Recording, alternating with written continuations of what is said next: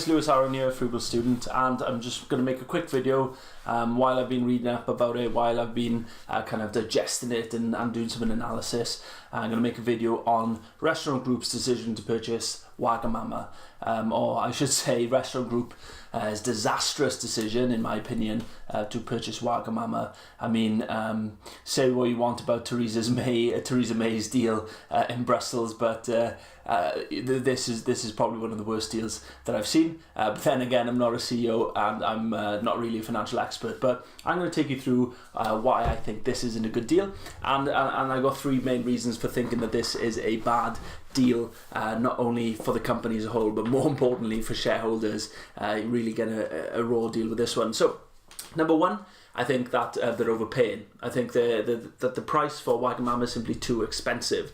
Number two, detraction. I really think that as they bring the Wagamama brand in and they focus more on that, I think it's going to detract away from the Frankie Benny's and Chiquitos brand, which are struggling at the moment. And number three comes to the cost of capital. I think they're paying £559 million up front, with the hope of expanding this concept to more locations throughout the UK. But I find it very difficult to see where they're going to get the money to do that as quickly as and effectively as is needed to recover the capital that they've paid up front quickly enough. Bearing in mind, the longer it takes them to recover this capital, the more we're discounting those cash flows back to the present. So those are the three core reasons, and I'm going to take you through them one by one. Again, I'm not an expert, this is my opinion, right? So number one, it's too expensive. The price that they are paying for Wagamama is £559 million, and that is for 138 stores. That's £4 million per store.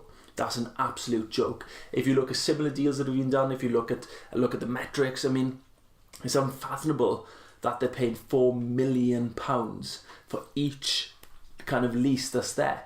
Yeah, okay, you can turn around, you can say they've got the Wagamama brand, which is a good intangible. I think the Wagamama is maybe a company that could develop as it rolls out, as it gains more notoriety into having kind of a narrow economic moat. Certainly, anyone can convince someone to buy some noodles for £12 got some form of moat, haven't they? But I really think that this is far too expensive, and they're going to find it really hard to recoup this money. How this affects shareholders more than anything is the massive rights issue. There's a £315 million rights issue that's going to go on at 108 pence per share in order to try and fund this acquisition. And I just think that's not something that you want to do to current shareholders when the prospects of return, in my opinion, are quite slim. This is more so into the fact that it just reeks of desperation. It just really reeks of a management that's desperate, that's struggling, and now this isn't a management to me that looks like a management that has shareholders' interests at heart. Again, that's my opinion, that they're just grasping at straws now, trying to get this new successful brand and to roll it out themselves. So let's move on to point number two, and that is detraction. Now, this to me is probably one of the biggest points. Everybody's saying about it's expensive. I've read it in Financial Times. I've read it in newspapers, but nobody's really talking about this point, which would really, really worry me as a shareholder. I was myself looking to buy shares in Restaurant Group at one point, but I didn't, and it's for this reason. So the Restaurant Group's main brands, they have Frankie Benny's, Chiquitos and Garfunkel's. Now these brands have been deteriorating at quite an alarming pace over the last year, with drops in like-for-like sales, especially at Frankie Benny's, which is supposed to be their flagship brand, has really been struggling. And again, we saw a further 2.2% like-for-like sales decline in the Restaurant Group the previous quarter. I mean, you only have to walk into a Frankie Benny's restaurant to worry, to be alarmed at this brand, because you've got several menus to begin with. It's not really clear what's going on. They've got some deals and discounts, but then they're selling pasta at like £15 that nobody probably buys. And it's just a very confusing concept. They made it hard for families to go there with the complexity and with the demands. They made it hard for casual diners to go there because they're so expensive for what you get in. I mean, you look at other casual dining chains such as Nando's, for example, and they're far cheaper. And you could argue that it's even a better product.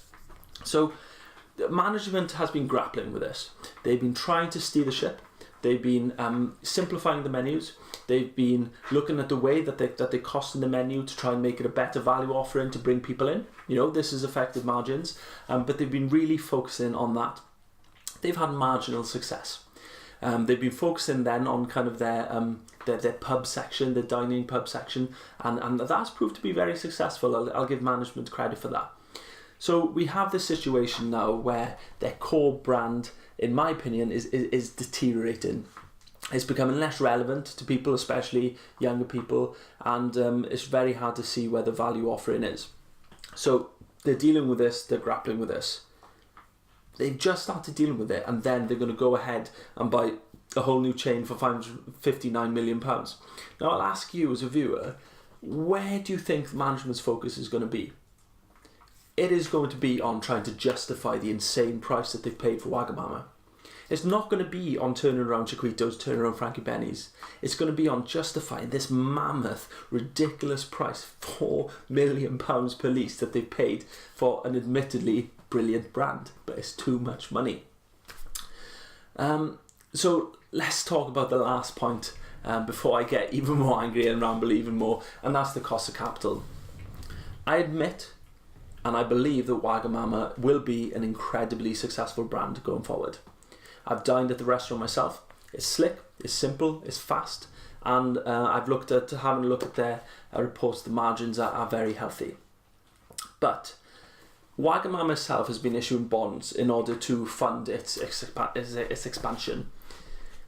So now that the restaurant group has wiped itself out of cash and issued these shares, the question then comes to where are they going to get the money in order to expand the Wagamama concept without further damaging shareholders. They're not going to be able to do it organically. I really don't think they are.